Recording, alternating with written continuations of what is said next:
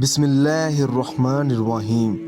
اللہ کے نام سے شروع کرتا ہوں جو بڑا مہربان نہایت رحم والا ہے۔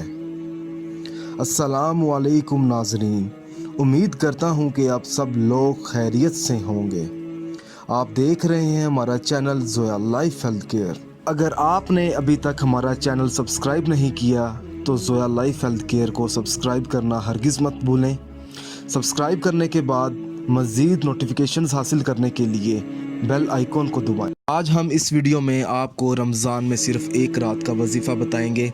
رمضان میں رشتے کی بندش ختم ہو جائے گی اگر آپ کے گھر کسی نے تعویذ ڈال دیے ہیں اور آپ چاہتے ہیں کہ آپ کو اس مشکل سے آسانی ملے، آپ کی وہ مشکل جو ہے وہ ختم ہو جائے، آپ کا جو مشکل وقت ہے وہ آسان ہو جائے اور اچھے سے اچھا رشتہ ملے اور رشتے کی جو بندش کی گئی ہے آپ کے اوپر وہ ختم ہو جائے، تو آپ نے عشاء کی نماز کے بعد یہ وظیفہ پڑھنا ہے۔ عمل بتانے سے پہلے میں آپ کو کچھ ضروری باتیں بتا دوں۔ اس ویڈیو کو آخر تک دیکھیں تاکہ آپ کو صحیح طریقے سے سمجھ آ سکے کہ آپ نے عمل کس طرح کرنا ہے۔ یہ وظیفہ آپ نے باوضو حالت میں کرنا ہے، اور وظیفہ کرنے سے پہلے یہ جان لیں کہ یہ عمل کس مقصد کے لیے ہے، کیونکہ ہر وظیفہ، ہر عمل آپ نے اپنے جائز مقصد کے لیے کرنا ہے، اور اس عمل کے ساتھ آپ نے 5 وقت کی نماز بھی ادا کرنی ہوگی۔ آپ کو اس وظیفے کو آپ نے اسی طریقے سے پڑھنا ہے جس طریقے سے میں ابھی آپ کو بتاؤں گا۔ آپ نے کرنا یہ ہے کہ عشاء کی نماز ادا کرنی ہے۔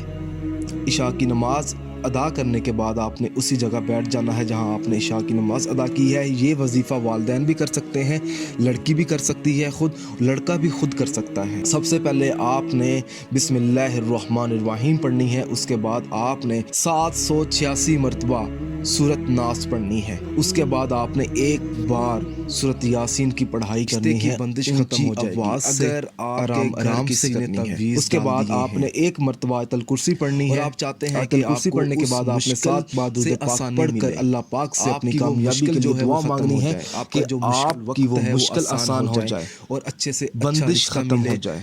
جب آپ رمضان میں ایک رات زندگی میں ایک بار آپ جب وظیفہ پڑھیں گے رمضان میں تو انشاءاللہ تعالیٰ آپ کی دعا ضرور قبول ہوگی۔ آپ نے کرنا یہ انشاءاللہ۔ اگر آپ اس عمل کے بارے میں مجھ سے کچھ بھی پوچھنا چاہتے ہیں یا کوئی ایسی چیز ہے جو آپ کو سمجھ نہ آئی ہو تو آپ مجھے اس ویڈیو کے نیچے کمنٹ کر سکتے ہیں تاکہ میں آپ کو سمجھا سکوں۔ اگر آپ کو ہماری یہ ویڈیو پسند آئی ہے تو اس ویڈیو کو ضرورت مند لوگوں تک ضرور پہنچائیں۔ جزاک اللہ۔